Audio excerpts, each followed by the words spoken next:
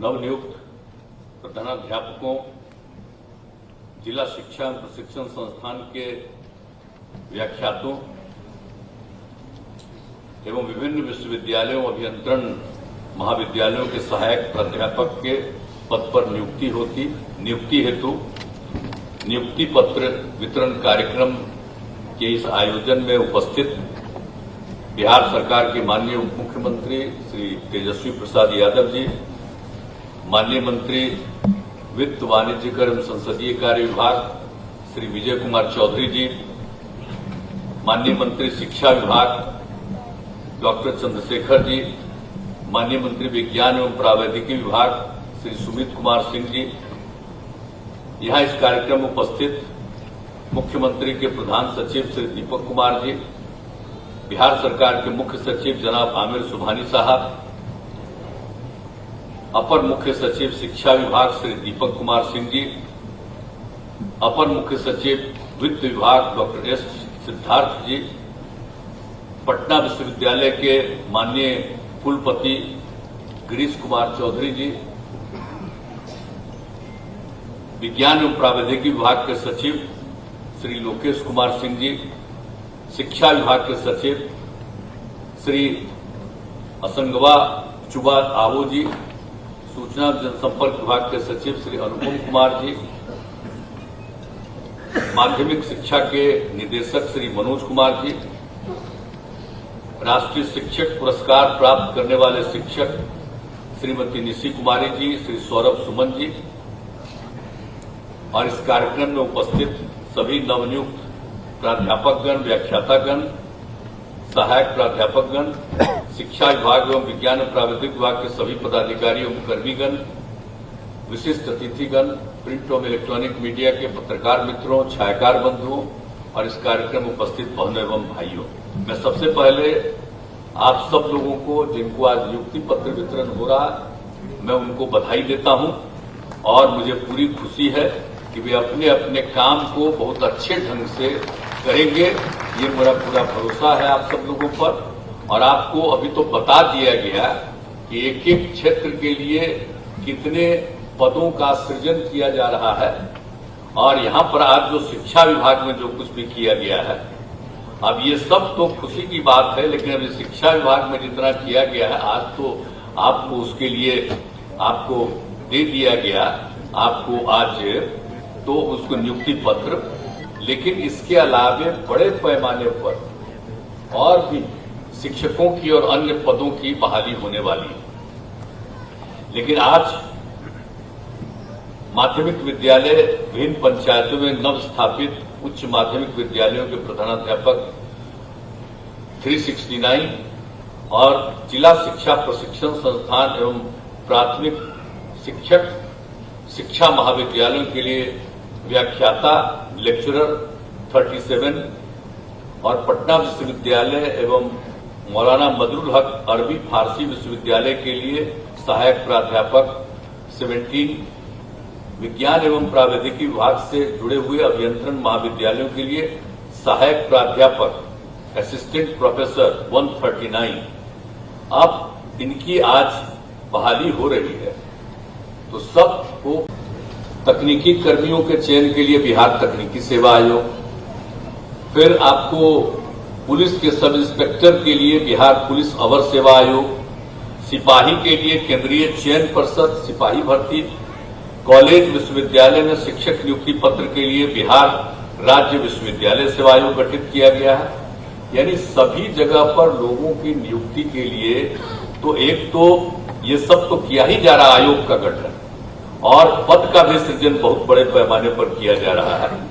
अब कितना ज्यादा कराया गया है, स्कूलों का कितना विकास हुआ है, पहले क्या स्थिति थी और कितना ज्यादा स्कूलों का विकास किया गया, तो आप लोगों को तो मालूम होगा कि गत 17 वर्षों में 21,291 नए प्राथमिक विद्यालय खोले गए और 19,725 प्राथमिक विद्यालयों को मध्य विद्यालय के रूप में उत्क्रमित किया गया। तो इस तरह से अनेक काम किए जा रहे हैं। बहुत ज्यादा विद्यालय भवन भी बनाए गए और प्रारंभिक विद्यालयों में 79,801 वर्ग कक्षों का भी निर्माण किया गया। इस तरह से हर तरह से लोग बढ़े। और आप जानते ही अभी मंत्री जी, शिक्षा मंत्री जी आपको बता रहे थे कितना ज्यादा है, सरकार का कितना परसेंट है और कितना परसेंट हम लोग बढ़ाने वाले हैं। और आप सोच लीजिए कि 2022-23 में ही शिक्षा पर लगभग 51,000 करोड़ रुपए खर्च कर रहे हैं। अब आप सोच लीजिए 51,000 करोड़ रुपया शिक्षा के क्षेत्र में खर्च। अभी तो और इसको हम लोग बढ़ाना चाहते हैं। और टीचर की बहाली, अब कुछ लोग तो आजकल कुछ टीचर सबको बहुत पहले बहाल कराए हैं तो नाराज रहता है कि वो उसका कम है, उसको पता ही नहीं है कि बहाली करवा दी गई पंचायत में और नगर निकायों के माध्यम से, लेकिन उसके अलावे वो खूब ठीक से पढ़ावे, उनका बढ़ाते बढ़ाते और हम लोग और बढ़ाते चले जाएंगे, चिंता मत करिएगा, वो सबको बढ़ाते चले जाएंगे। इसलिए बच्चे बच्चियों को पढ़ाने में रुचि रखिए, ये सबसे बड़ी चीज है। आखिर शिक्षक का क्या काम है बताइए? स्कूल में कितना कम लड़कियां पढ़ पाती थी, 5वीं क्लास तक की लड़कियां पढ़ पाती थी और उसके आगे लोगों के घर में था नहीं कि अपनी लड़कियों के लिए कोई कपड़ा दे, अच्छा सा इंतजाम करे, भेजते नहीं थे। तो हम लोगों ने तो उनके पढ़ने का इंतजाम कर दिया, पोशाक योजना, साइकिल योजना, ये सब शुरू किया। कितना ज्यादा लड़कियों की संख्या बढ़ गई।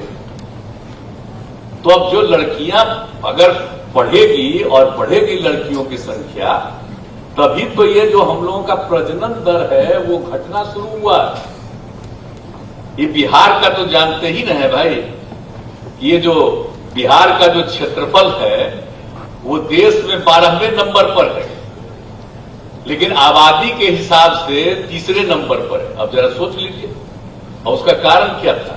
अब प्रजनन दर 4.3, और जब हमने पूरे देश का आकलन लेकर के जानकारी प्राप्त की और बिहार का भी आकलन किया कि अगर पति पत्नी में पत्नी मैट्रिक पास है तो पूरे देश का प्रजनन दर 2 था, और बिहार में भी अगर पति पत्नी में पत्नी मैट्रिक पास है तो उस परिवार का भी प्रजनन दर 2, और पति पत्नी में अगर पत्नी इंटर पास है तो देश भर का उसका प्रजनन दर था 1.7।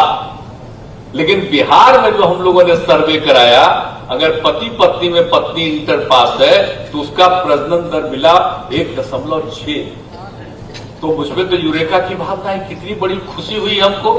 और उसी के बाद हमने सोचा कि लड़कियां पढ़ेंगी, और इसीलिए प्राथमिक विद्यालय तो हर पंचायत, तो एक एक तरह से जो सारा सब काम हाई स्कूल वगैरह का और उसको +2 तक पढ़ाने का, ये सब काम, और उसके लिए टीचर्स की बहाली के लिए सब कुछ करके, और अभी हाल ही में हम लोगों ने कितना ज्यादा 7,000 करोड़ रुपया से भी ज्यादा अलॉट कर दिया, और हम तो चाहते हैं कि जरा तेजी से बहाली करा दीजिए। तो अब आप सोच लीजिए कि अब जब आप जानते हैं अब प्रजनन दर कहां पहुंच गया, ये जो लड़कियों को पढ़ा रहे हैं तो प्रजनन दर अब जो 4.3 था, अब वो घटते घटते पहुंच गया है 2.9 पर, और हमको तो 2 पर ले आना है बहुत तेजी से। अब बहुत लोग अब आजकल नहीं कह रहा है कि देश में एकदम बिल्कुल बना देना चाहिए, प्रतिबंध कर देना चाहिए कि कोई 2 से ज्यादा पैदा नहीं करेगा अपने परिवार में। अरे ये सब बात अनाप शनाप क्यों करते हैं? इसका कोई मतलब है? अरे लड़कियां पढ़ी लेगी, सब जगह सब तरह की लड़कियां, गरीब गुरबा परिवार की सब पढ़ लेगी तो यही हालत होगा। तो हम लोग तो सबको पढ़ाने के लिए न कर रहे हैं कोशिश, तो इन सब चीजों को करने से कोई फायदा है? तो इसीलिए हम लोगों को तो शिक्षा के क्षेत्र में और जितना ज्यादा काम, और इंजीनियरिंग का भी कितना, देखिए कितना काम हो रहा है। अभी मंत्री जी भी बोल रहे थे, पूरे तौर पर इन्होंने बताया, तो जितना ज्यादा हम लोग बना रहे हैं और सब जगह लोगों की बहाली, और कितना पढ़ते थे पहले तो मान लीजिए कि अब इंजीनियरिंग कॉलेज कितना कम था। हम तो आखिर पटने में इंजीनियरिंग कॉलेज पहुंचे, बिहार कॉलेज ऑफ इंजीनियरिंग में। तो बिहार कॉलेज ऑफ इंजीनियरिंग तो देश भर में जब 5 ही 6 इंजीनियरिंग कॉलेज था, तब का ही पटना का बिहार कॉलेज ऑफ इंजीनियरिंग।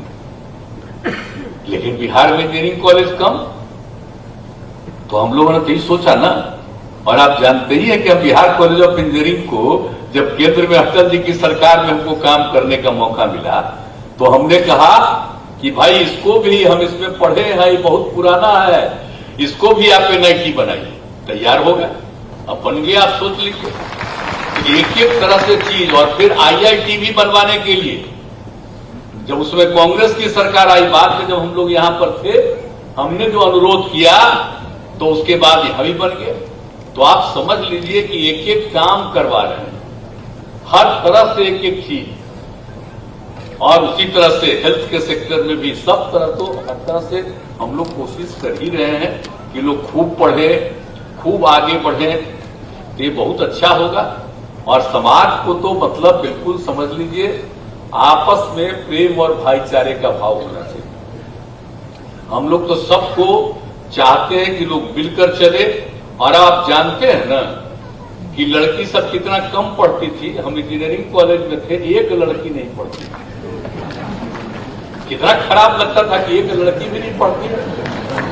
और कॉलेज में अगर कोई महिला आती थी तो सब खड़ा होकर महिला को देखने लगते। ये स्थिति थी, प्रोफेसर सब भी देखने लगते थे। अब तो अभी हम जिनको बनवाए हैं यहां पर पटना यूनिवर्सिटी के कुलपति है, तो ये बेचारा को भी मालूम है इस चीज का बिहार कॉलेज ऑफ इंजीनियरिंग का जो क्या हाल था। अब क्या है, अब कितना ज्यादा महिलाएं पढ़ रही है सब जगह।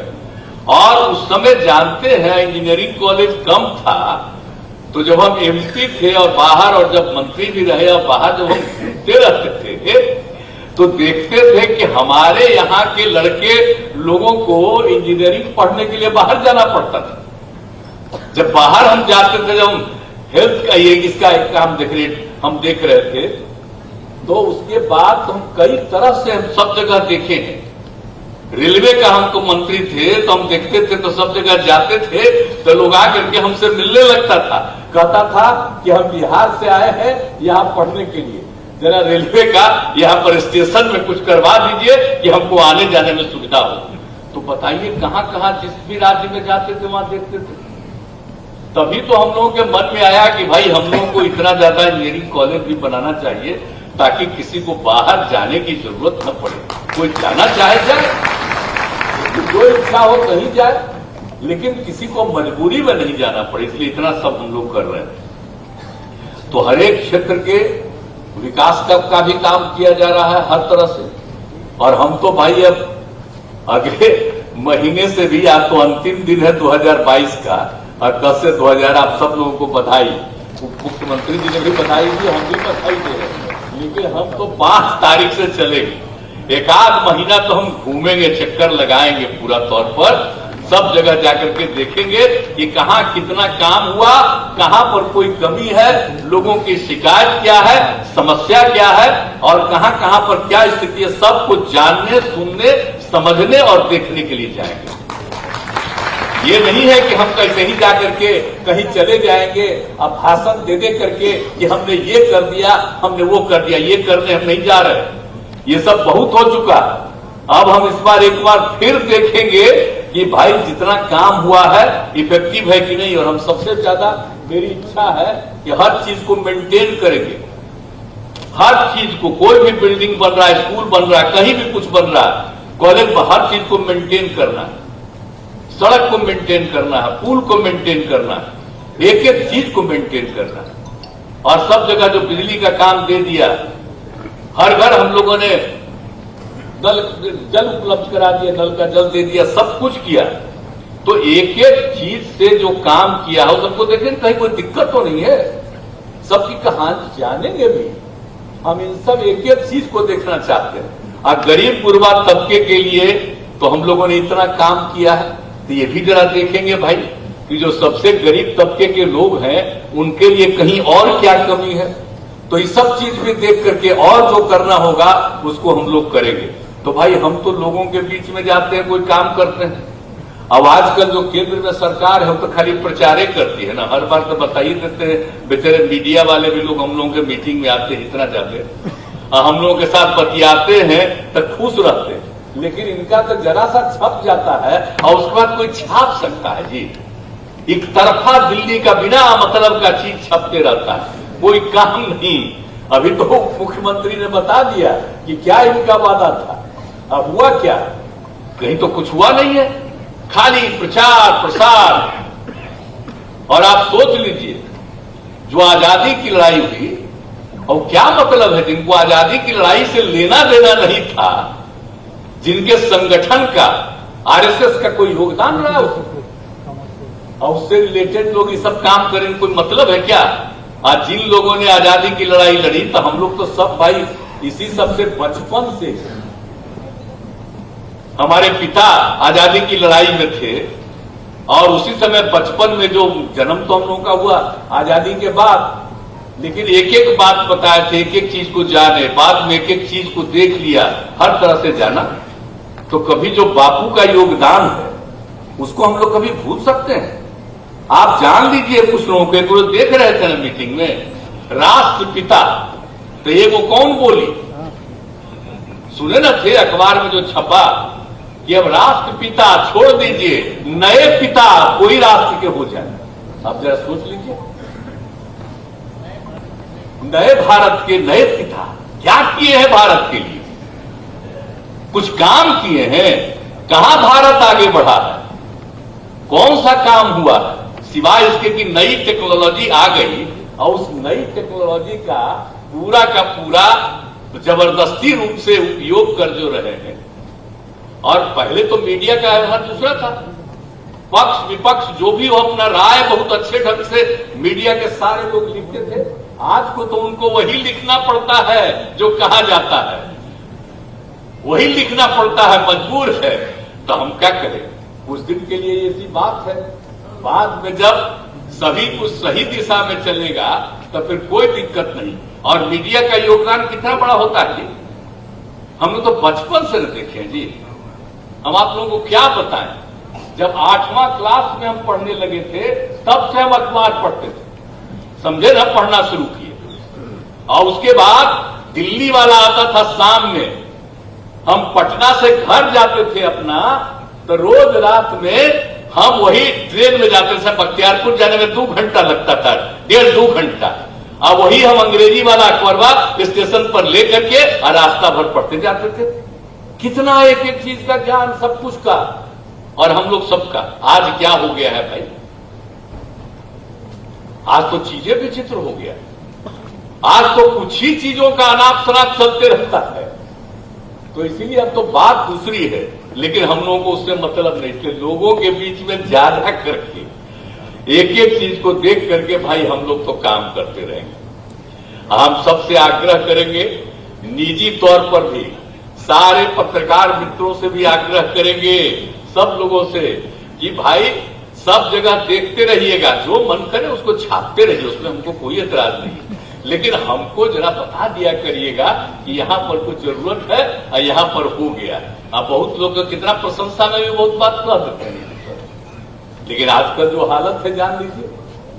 तो इसीलिए जो काम हो रहा है आप समझ लीजिए ना कि हम लोग कितना तेजी से एक काम कर रहे हैं। तो अब तरह तरह की बात लोग चला रहे हैं। अब तो कितनी बात हम और आप लोगों को कहें, तो हर तरह से आज जो ये दोनों विभाग का जितना भी काम हुआ है बहुत अच्छी बात है।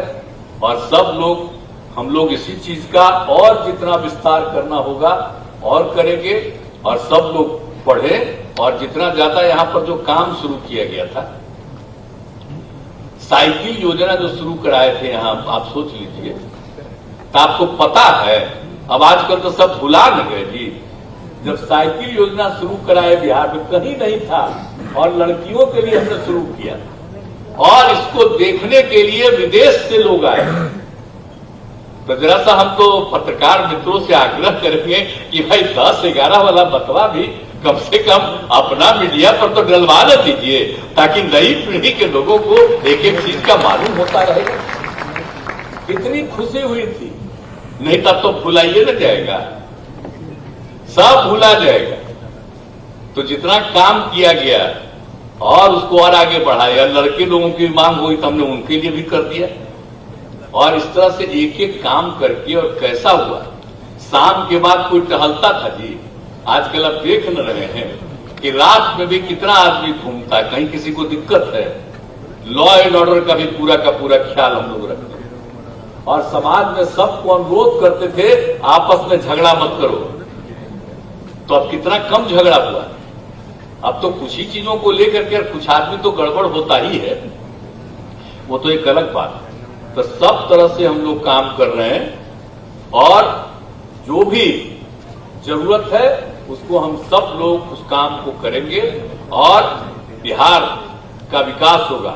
और बिहार तो सबसे पौराणिक जगह है, तो इसलिए बिहार का विकास होना बहुत जरूरी है। और कहां चिंता कर रहे हैं लोग, ऊपर वाले लोग कोई चिंता कर रहे हैं और जहां जहां कुछ कम्मा हम लोग करवा देते हैं वहीं पर जाते हैं कि भाई ये है, कोशिश करते हैं कि यहां हो। जैसे हम लोगों ने हर घर नल का जल देना शुरू किया तो वहां पर हो गया। आप फिर देने चाह रहे थे पैसा कि केंद्र सरकार का हो जाए कि हम ही करवाए। हमने कहा जरूरत नहीं है, हम राज्य सरकार में हर घर नल का जल दे रहे, आपका पैसा नहीं ले। लेकिन अब आजकल छपते रहता है तो उसमें होता है जो उन्हीं का छपता है उसी में हो जाता है। तो बहुत लोग समझेगा कि बिहार में भी वही कर दिए। तो हम लोग कब से शुरू कर दिए थे, आई बनाए कब? हम तो शुरू कर दिए थे, आपको मालूम है 16 से ही। अब लोग तो कानून बाद में बनाए। तो एक एक चीज को जान लीजिए हम लोग कौन कौन काम नहीं कर रहे हैं और आगे भी करते रहेंगे लोगों के पढ़ाने के लिए और सब चीज के लिए। तो सब लोगों से ये आग्रह है कि आप सब लोग हैं खूब अच्छे ढंग से लोगों को पढ़ाइएगा ताकि उसको और ज्ञान प्राप्त हो और वो आगे बढ़े और उसको भी काम करने का मौका मिले। ये बात आप सब लोगों से हमारी यही अपील। तो आप लोग करिएगा ना भाई, सबको बुलंदी से पढ़ाइएगा ना, हाथ उठा के बताइए। चलिए ठीक है, तो जैसे हथवा उठा लिए और तुरते नीचे कर लिए, ऐसा नहीं करते। पूरा बुलंदी से करिएगा, पूरी बस्ती से पूरा काम करिएगा, सबको खूब आगे बढ़ाइएगा, तब राज्य भी आगे बढ़ेगा और आपकी इज्जत भी बहुत होगी। आप जान लीजिए जो पढ़ाता है समाज बहुत इज्जत करता है उसका। इसलिए बच्चे बच्चियों को पढ़ाइएगा, आप लोगों की इज्जत बहुत बढ़ेगी, बहुत प्रतिष्ठा बढ़ेगी। और जो है आज जो मिल रहा है हम लोग आगे आपका तनख्वाह भी हम लोग बढ़वाते जाएंगे। ये सब चिंता मत करिएगा, काम खूब करिएगा। तो आप लोगों ने हाथ उठा करके वचन दे दिया तो बधाई। और फिर आज तो 22 का अंतिम दिन है, अब कल से 2023 शुरू हो रहा है। तो नए अवसर पर मैं पुनः अगले वर्ष के लिए आप सबको बधाई देता हूं और पूरी उम्मीद करता हूं कि एक साल में आप इतना अच्छा काम करिएगा कि बिहार और आगे बढ़ जाएगा। तो इन्हीं शब्दों के साथ आज के इस अवसर पर आप सबको बधाई, शुभकामनाएं।